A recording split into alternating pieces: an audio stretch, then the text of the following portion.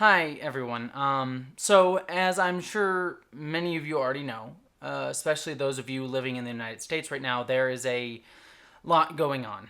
And once again, a black man named George Floyd was murdered by a white police officer in broad daylight in front of other officers who did nothing to stop him and even may have actively helped, while a video recorded in a crowd of bystanders and George himself pleaded for George's life.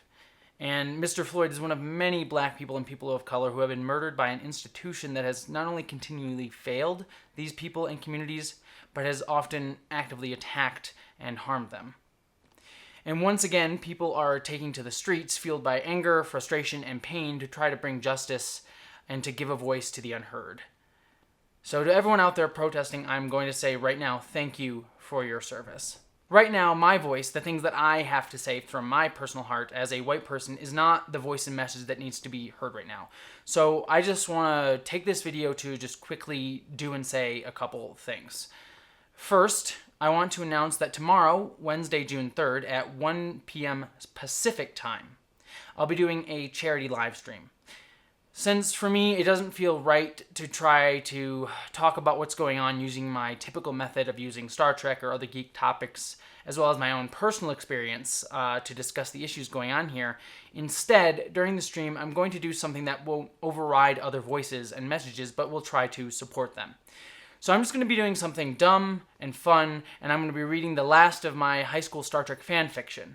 And just to have fun and to use that fun to try and do something productive and not overspeak over anyone else's voices that need to be heard right now. Any donations made during that live stream will be donated to the Black Visions Collective, which is a Minneapolis-based group fighting for racial justice. So if you're able to at the time, please join me for that.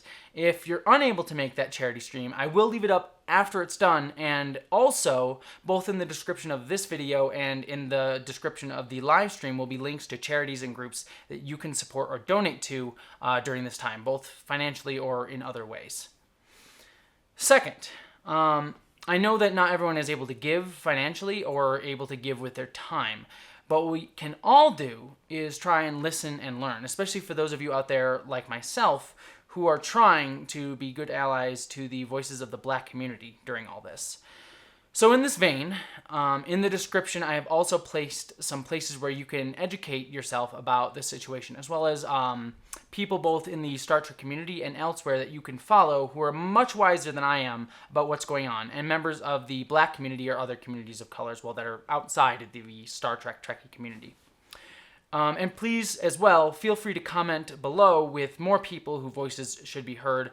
I won't be able to get to every comment, but the ones that I do see and actually can confirm and research, I will try and add them to the list in the description of this video, as well as the live stream's description as well. And finally, the last thing that I want to do, and I'm reading this off of a script just so you know I'm directly quoting people here. I want to do this last thing, and that is quick share a couple quotes from black voices who have taken the time, something that they did not have to do, by the way, to share how best that those of us who are not part of the black community can support that community and their voices. So this is a quote from Roxane Gay, author of Bad Feminist, and for all of us nerds, an excellent run on Black Panther. This is from her article for Mary Claire called On Making Black Lives Matter. So these are her words, not mine. Black people do not need allies. We need people to stand up and take on the problems born of oppression as their own, without remove or distance. We need people to do this even if they cannot fully understand what it's like to be oppressed for their race or ethnicity, gender, sexuality, ability, class, religion, or other marker of identity. We need people to use common sense to figure out how to participate in social justice. So that was just a quick message from Roxane Gay. And I will also share a quick list of do's and don'ts from a website called The Guide to Allyship, which is linked below in the description. So some don'ts to do as an ally. Do not expect to be taught or shown. Take it upon yourself to use the tools around you to learn and answer your questions. Do not participate for the gold medal in Oppression Olympics. You don't need to compare how your struggle is just as bad. Do not behave as though you know best. Do not take credit for the labor of those who are marginalized and did the work before you stepped into the picture. Do not assume that every member of an underinvested group feels oppressed. Now here's the do's. Do be open to listening. Do be aware of your implicit biases. Do your research to learn more about the history of the struggle in which you are participating. Do the inner work to figure out a way to acknowledge how you participate in oppressive systems. Do the outer work and figure out how to change the oppressive systems. Do amplify, online and when physically present, the voices of those without your privilege. Do learn how to accept and listen to criticism with grace, even if it's uncomfortable. So again, all those do's and don'ts are words not my own, but from the Guide to Allyship. And again, the Guide to Allyship, as well as several other articles written by Black people and people of color on how we can support those communities right now, are linked below. All right, and finally, I just wish to say this one last thing. While these events are certainly affecting me really harshly right now, my voice, like I said before, is not the one that needs to be loudest right now. There are others whose pain needs to be heard and whose voices need to be uplifted. So I'm going to deal with my stuff in my own way with my own friends and family. But I will say this one small personal thing before I end this video, and it's something that's from my heart and with my own voice. So here it is. Star Trek has always been the guiding force in my life, like religion or family or other media has done for others. And the thing that Star Trek taught me more than anything else, and is the principle that I try to live by in all that I do, is that we should try and take delight in our unique diversity of those around us and in ourselves.